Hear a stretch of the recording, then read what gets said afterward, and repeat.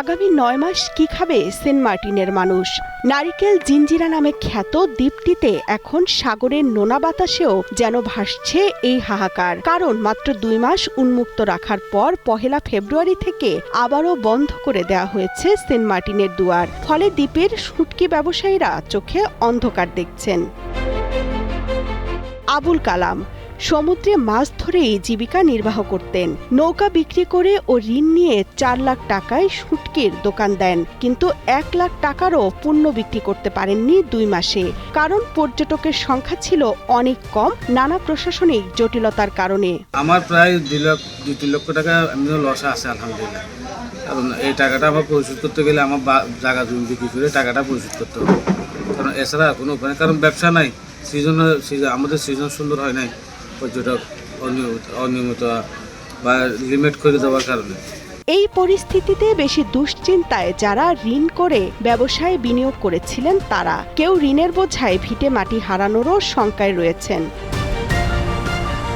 শুঁটকি ব্যবসায়ী ইমাম হোসেন অনেক আশা নিয়ে ৩.৫ লাখ টাকা বিনিয়োগ করেছিলেন। ২ মাস মাত্র ১.৫ লাখ টাকা তুলতে পেরেছেন, কারণ পর্যটক ছিল কম। বাকি প্রায় ২ লাখ টাকাই জলে যেতে বসেছে। যদি রমজান খুলতে দিলে আর অন্তত চলিবার দিবে, বাকি ১০ মাস একবারে বড় হনো আস নাই।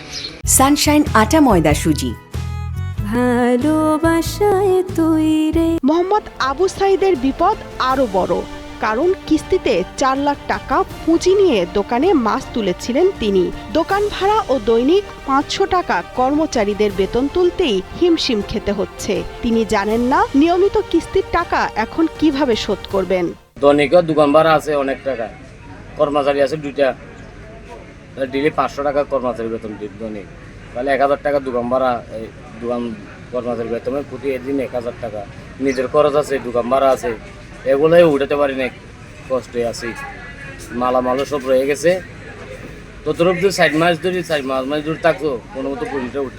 শুঁটকি ব্যবসায়ীরা জানান তারা সরাসরি ট্রলার থেকে তাজা মাছ কিনেন এবং কেটে কুটে লবণ মাখিয়ে রোদে শুকাতে দেন। ৩-৪ দিন সম্পূর্ণ শুকিয়ে গেলে তা প্যাকেট করে দোকানে তোলেন।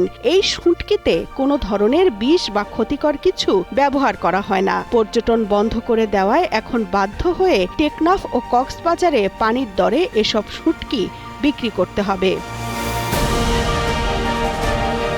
আগামী নভেম্বরে পর্যটকদের জন্য খুলে দেওয়া হবে সেন্ট মার্টিন। ৯ মাস অনেক দীর্ঘ সময়। সেন্ট মার্টিনের সাধারণ মানুষের এখন একটাই দাবি, ঈদের পর যেন আবার পর্যটন চালু করে সরকার, নইলে দ্বীপটির হাজারো মানুষের জীবন জীবিকা মারাত্মক সংকটে পড়বে। Desk report, Kaler Kantho.